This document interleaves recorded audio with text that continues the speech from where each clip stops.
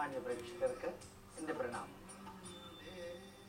ഇന്ന് ഭാരതീയരെ സംബന്ധിച്ചിടത്തോളം വളരെ പ്രധാനപ്പെട്ട ഒരു ദിവസമാണ് മകര സംക്രാന്തി ദിവസം. കേരളീയർക്കും ആ പ്രാധാന്യം ഒട്ടും കുറവല്ലാത്ത വിധത്തിൽ കഴിഞ്ഞ കുറേ ദശാബ്ദങ്ങളായിട്ട് മനസ്സിലാക്കാൻ സാധിച്ചിട്ടുണ്ട്. പ്രത്യേകിച്ച് ശബരിമലയുമായി ബന്ധപ്പെട്ട്, മകരവിളക്കുമായി ബന്ധപ്പെട്ട് നമ്മൾ എല്ലാ ക്ഷേത്രങ്ങളിലും, ആൾമോസ്റ്റ് എല്ലാ വീടുകളിലും ഇപ്പോൾ നമ്മൾ മകരസംക്രാന്തി വളരെ വ്യക്തമായിട്ട് അറിയുന്നുണ്ട്. ഭൂമി സൂര്യന് ചുറ്റും കറങ്ങിക്കൊണ്ടിരിക്കുകയാണ്. പക്ഷെ ഭൂമിയിൽ നിന്ന് നോക്കുകയാണെങ്കിൽ നമുക്ക് വേണമെങ്കിൽ പറയാം, സൂര്യൻ ഭൂമിയിൽ നിന്ന് നോക്കുന്ന ഒരാളുടെ ലോക്കസ് വെച്ചിട്ട് ഇങ്ങനെ കറങ്ങിക്കൊണ്ടിരിക്കുകയാണെന്ന്. ഒബ്സർവേഷൻ അനുസരിച്ചിട്ട് അതേപോലെ നമുക്ക് പറയാവുന്നതാണ്. അങ്ങനെ ഭൂമിയിൽ നിന്ന് നോക്കുമ്പോൾ സൂര്യൻ ധനുരാശിയിൽ നിന്ന് മകരൻ രാശിയിലേക്ക് കടക്കുന്ന ആ സമയമാണ് യഥാർത്ഥത്തിൽ സംക്രാന്തി എന്ന് പറയാം. വൃശ്ചികം, ധനു, മകരം. ഒരു രാശിയിൽ 30 ദിവസത്തോളം ശരാശരി സൂര്യൻ നിൽക്കുന്നുണ്ട്. സൂര്യൻ ഏത് രാശിയിലാണോ നിൽക്കുന്നത് ആ രാശിയുടെ പേരാണ് ആ മാസത്തിന് കൊടുത്തിരിക്കുന്നത്. സൂര്യൻ ധനുരാശിയിലാണെങ്കിൽ ധനുമാസം. അപ്പം ധനുരാശിയിൽ നിന്ന് മകരത്തിലേക്ക് സൂര്യൻ കടക്കുന്നൊരു ജംഗ്ഷൻ ഉണ്ട്. ഇവിടുത്തെ ഏതാണ്ട് 30 ഡിഗ്രി കഴിഞ്ഞ് അടുത്ത 30 ഡിഗ്രിയിലേക്ക് കടക്കുന്ന ഒന്നാമത്തെ ഡിഗ്രി ആരംഭിക്കുന്നത് അതാണ് യഥാർത്ഥത്തിൽ സംക്രാന്തി.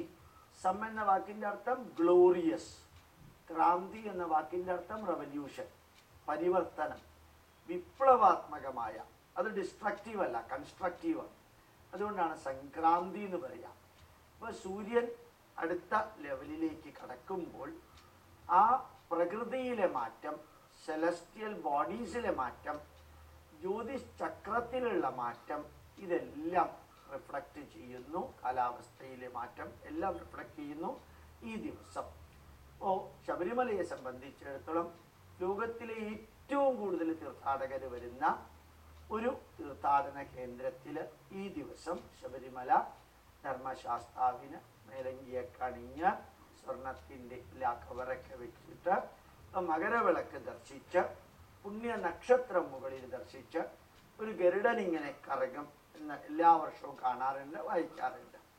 അതെല്ലാം നമ്മളുടെ മനസ്സിനകത്ത് നല്ല ആത്മീയതയുടെ ചൈതന്യം പരത്താൻ സഹായിക്കുമെങ്കിൽ അതിൻ്റെ എല്ലാ നന്മകളും സ്വീകരിച്ചുകൊണ്ട് ജാതിക്കും മതത്തിനും രാഷ്ട്രീയത്തിനും ഭാഷയ്ക്കും ഈവൻ രാജ്യങ്ങളുടെ അതിർത്തികൾക്ക് പോലും അപ്പുറത്ത് നിന്ന് ജനങ്ങൾ വന്ന് ഈ മലമുകളിൽ 2 മലയും ചവിട്ടി അവിടം വരെ എത്തിയിട്ട് ഈ പുണ്യദർശനത്തിന് വേണ്ടി ശ്രമിക്കുന്ന ആ മാനസികാവസ്ഥ തന്നെയാണ് നമുക്ക് ചാരിതാർത്ഥ്യം നൽകുന്നത്, സംതൃപ്തി നൽകുന്നത്, നമുക്ക് ഭക്തിക്ക് നിദാനമാകുന്നത്, മനസ്സിന് കുളിർമ നൽകുന്നത്. സമൂഹത്തിൽ പല വിഭാഗം ജനങ്ങളുണ്ട്. ആ ജനങ്ങളുടെ മുമ്പിൽ എൻ്റേത് മാത്രം ശരി, എൻ്റെ വിശ്വാസം ശരി, എൻ്റെ പുസ്തകം ശരി, എൻ്റെ പന്ഥാവ് ശരി എന്ന് പറയാതെ ശരി എവിടെയെല്ലാം ഉണ്ടോ അതെല്ലാം എടുക്കാനുള്ള ഒരു മാനസികാവസ്ഥ സൃഷ്ടിക്കുന്നതായിരിക്കണം നല്ല സദാചാരങ്ങൾ. അതേപോലെ രാഷ്ട്രത്തിൻ്റെ നന്മയ്ക്ക് യഥാർത്ഥത്തിൽ മകരസംക്രാന്തി ദിവസത്തിന് ഏറ്റവും പ്രാധാന്യമുള്ളത് രാഷ്ട്രത്തിൻ്റെ നന്മയാണ്. ഭാരതമെമ്പാടും ആചരിക്കുന്ന ഒരാചാരം. അപ്പോൾ ആ യൂണിറ്റി വരുന്നുണ്ട്. യൂണിറ്റി ഇൻ ഡൈവേഴ്സിറ്റി, വിവിധതാമേം ഏകത. പല വിഭാഗത്തിലുള്ള ജനങ്ങളും ഒരേ ചിന്തയിൽ വരുന്ന ഈ ആചാരങ്ങളും ഉത്സവങ്ങളും നമ്മളുടെ എല്ലാ ജീവചൈതന്യത്തിനും, ജീവിത ചൈതന്യത്തിനും, കുടുംബ ബന്ധങ്ങൾക്കും എല്ലാം നന്മ നിറഞ്ഞ രീതിയിൽ കൊണ്ടുപോകാൻ നമുക്ക് സാധിക്കണം.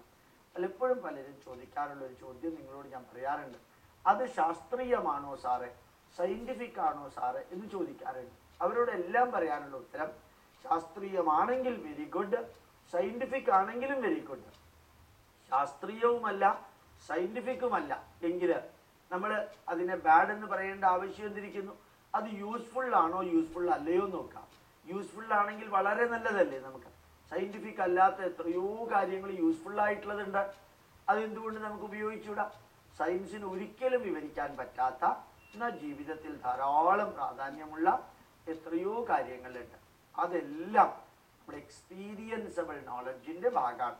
അതുകൊണ്ട് ഈ ഭക്തിയും ആരാധനയും ക്ഷേത്ര ദർശനവും അതേപോലെ മകരജ്യോതിസിന്റെ ദർശനവും കൂട്ടശരണം വിളിയും വീട്ടിനകത്ത് നമ്മൾ വിളക്ക് കത്തിക്കുന്നതും ഒരുമിച്ച് ആഘോഷിക്കുന്നതും ക്ഷേത്ര ദർശനങ്ങൾ നടത്തുന്നതും എല്ലാം ഈ മകരസംക്രാന്തി ദിവസം ചൈതന്യം പകരുന്ന ഒരു നല്ല ആചാരമായി തീരട്ടെ എന്ന് പ്രാർത്ഥിക്കുന്നു.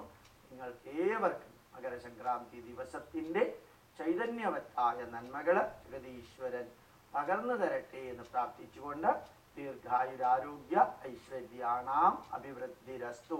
ദീർഘായുസ്സും ആരോഗ്യവും ഐശ്വര്യവും സമ്പൽ സമൃദ്ധിയും ഈ സുദിനത്തില് ജഗതീശ്വരൻ നിങ്ങൾക്ക് നൽകാനായിട്ട് പ്രാർത്ഥിക്കുന്നു. എൻ്റെ പ്രണാമം, നമസ്കാരം.